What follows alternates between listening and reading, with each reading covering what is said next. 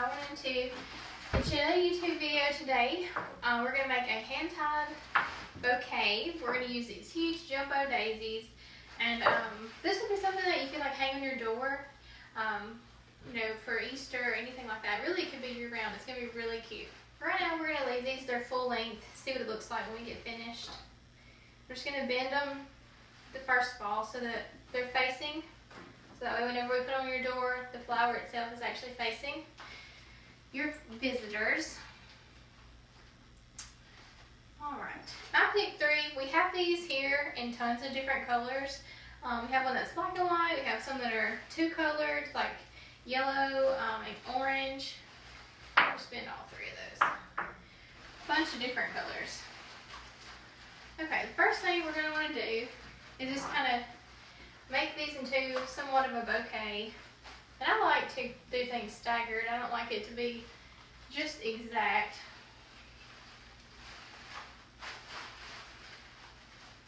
Yeah, kind of like that. What I'm going to do is use a zip tie to attach these together. It's the easiest thing.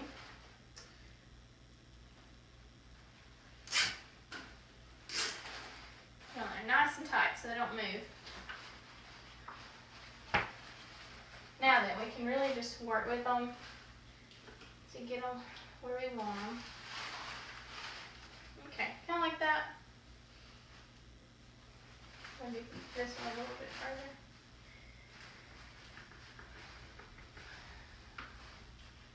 Okay. I'm happy with that. Since we can't see this zip tie, and we're going to put a bow on it, I'm going to make another zip tie right here just to, I'll cover it with a bow just to reinforce what I've already got. Alright, let's cut the end off that zip tie. You could also do this with wire. You could even use ribbon. It's just that zip tie holds it really tight so you don't have to worry about it. Okay. When I'm making a bow, I like to use the widest of whatever I have first. These two are pretty close to the same. I think they're both 4 inches. I'll just use this one first. And I wanted this bow to really make a statement on this hand tie. So I'm going to put the tails pretty long. And then just kind of go back here with my knitting. It's going to be a big bow.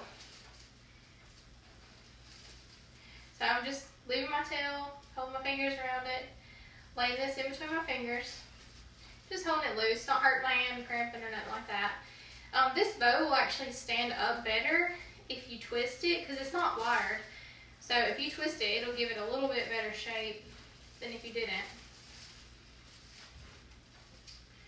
Alright, I'm going to make about 4 loops with this one. You can kind of see what I'm doing here.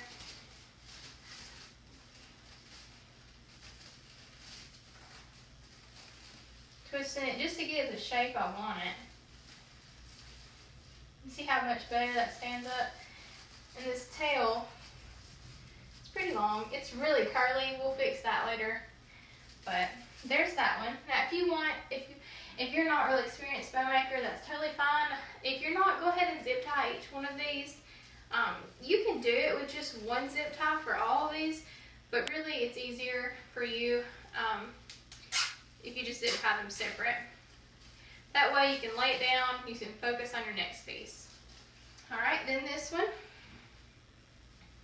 This is a burlap. This is actually a hand-dyed burlap that we import. It's really pretty. Leaving about the same tail. I'm going to do the same thing that I just did. I'm going to twist this one too. You see, after I'm making the loop, that's at the point where I twist.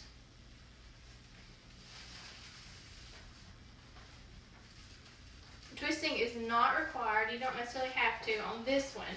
Whereas this ribbon is only one-sided, I'm going to have to twist that one if I want it to look good. This one, the only reason I'm twisting it is to make it stand up better because it is not wired.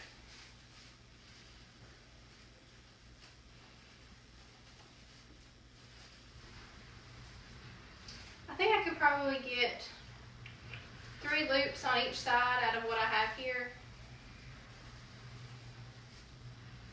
This burlap comes 10 yards to roll. I don't have a full roll here. I just grabbed some we had open.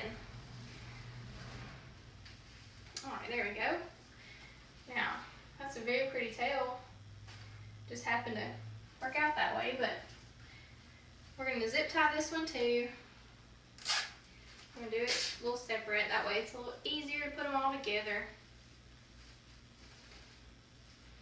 Just kind of shape it. You don't really have to worry about it right now because it's going to get squished again by the time we put them all together anyway. One thing I would do is this tail. See how pretty and curly this one is? I would go ahead and roll this one pretty tight. Just so that while I'm making these two, maybe it'll get a little bit of its shape like the other one. Just kind of squeeze it. And I'm just going to leave it sitting like that. This is also a hand-dyed knitting right here. It's called wire knitting.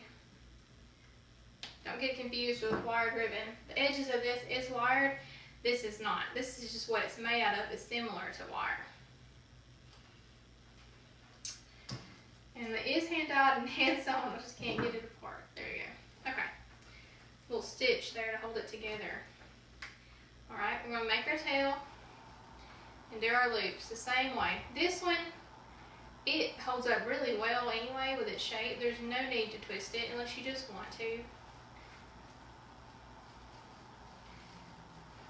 We have a whole roll of this and I love this color. So we're going to do a little bit more loops with it than we did the other two.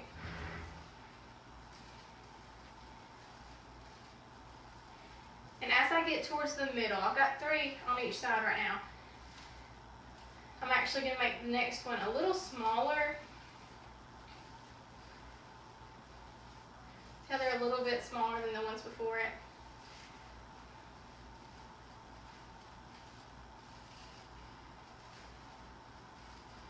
Alright. I did a total of 5 loops on each side. That is plenty enough. Okay, let's just cut this. I always cut at an angle. It just makes it a little bit prettier. Oh, good bit of that left. And since we do have so much left and I kind of want to make this bow make a statement, I'm going to show you a little trick here to add you some more tails. I'm just going to take some of what I had left. Get me a little piece like this, put it right in behind that bow. Pull it down, pull this side down, and then cut it. That gives you 2 more tails on each side.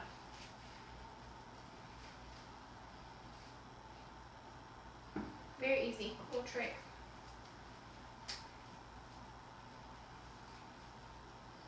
We'll zip tie that.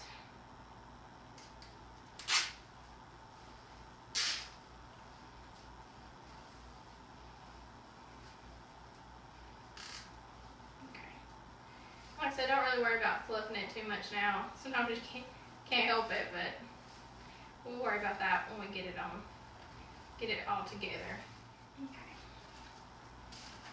Alright, and the last one is this printed ribbon. Probably the cutest ribbon that we're using today.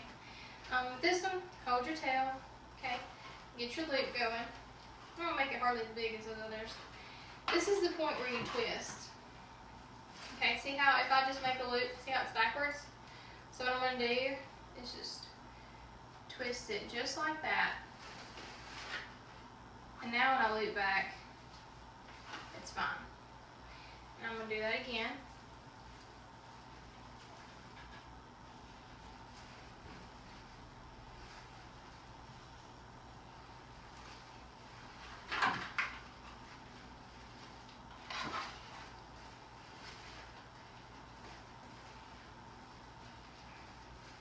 I think probably 4 or 5 loops on each side is going to be totally fine for this.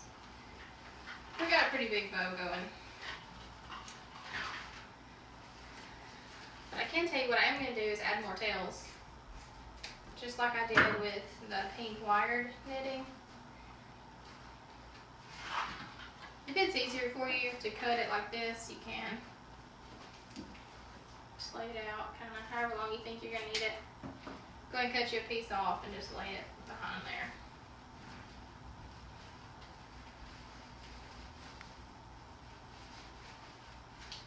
I'm going to do one more. I'm going to do it kind of short.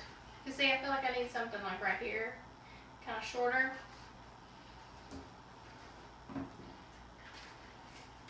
Okay. All right. Cute. Let's get our zip tie.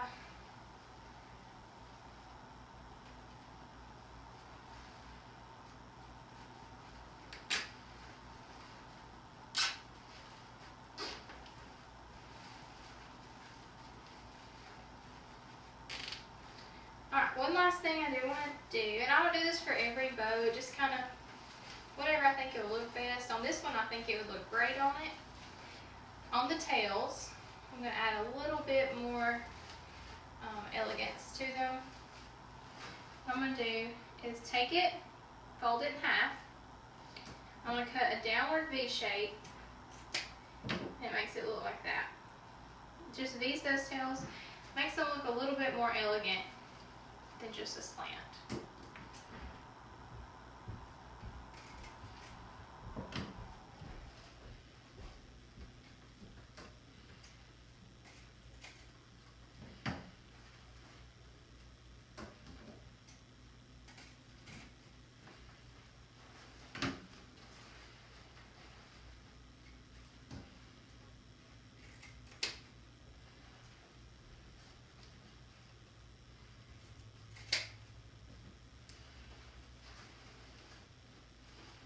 Alright.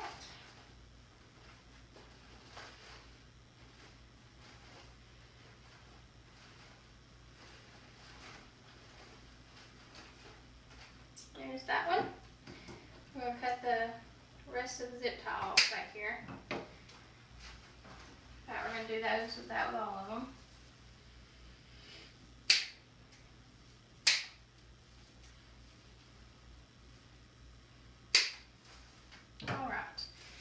See what you think, what order you think it would look best in. I kind of think this one on the back. These are all about the same width. So just make sure you get your tails in the same direction.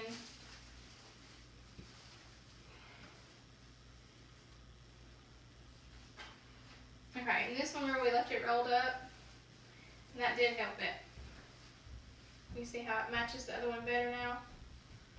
Alright, so we're going to take this one. Our tails are hanging down this way. We're just going to put this one, which is already zip tied, just right in on top of it. Just like that. Okay. Now the next one.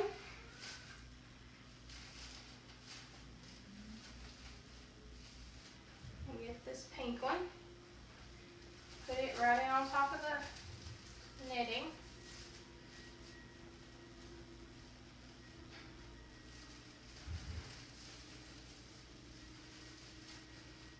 Alright, and then kind of get our tails situated a little bit. Alright, and then this one on top of that one. Alright, and I've got the middle, my hand through the middle of all these. I'm going to take one final zip tie, put through it. Hope it fits around all of them.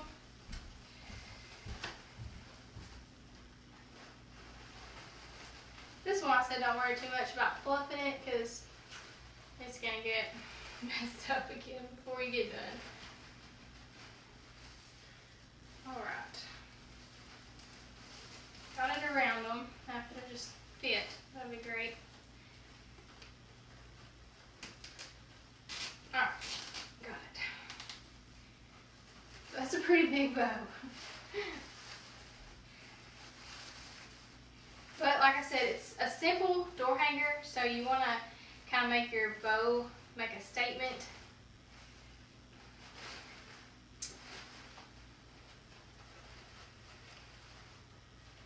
This one I'm fluffing it, just kind of getting my bows loops where I want them and all that good stuff.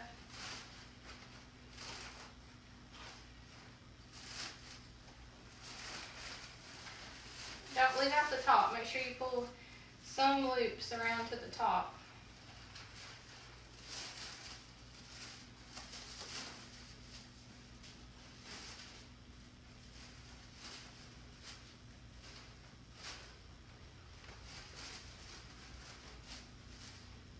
Alright, if you think these are ever too long, you can always trim them. I think I'm going to trim this one. A little bit, way longer than the rest. Okay.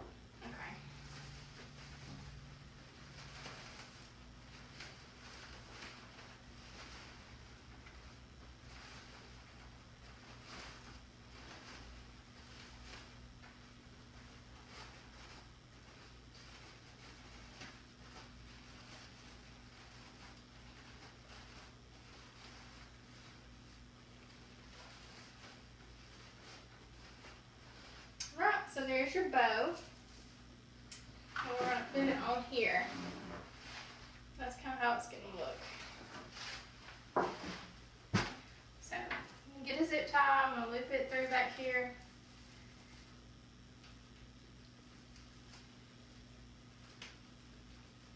Just like that. And that's what I'm going to use to attach it to this. I'm actually going to run it, right here's where I hold them together. I don't want this bow to like slide up and down, so I'm going to put this here. I'm going to run it through this, just so we know that it won't move.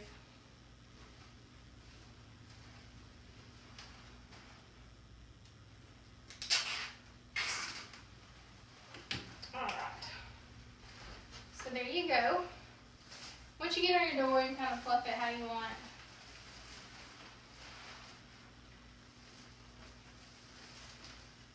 Okay. And then the last thing is, well, how are we going to hang it on our door? I think I'm going to take a zip tie and loop right here. I'm going to do one here, so that way maybe we can hang it like this. Or I'm going to take one and put it here, just in case I get out there to hang it on the door and that one looks funny. So we have 2 points we can hang it from here, or we can hang it from up here. Whichever one we think looks the best when we get out there. I'll post you a picture of the finished product. Thank y'all. Have a good day.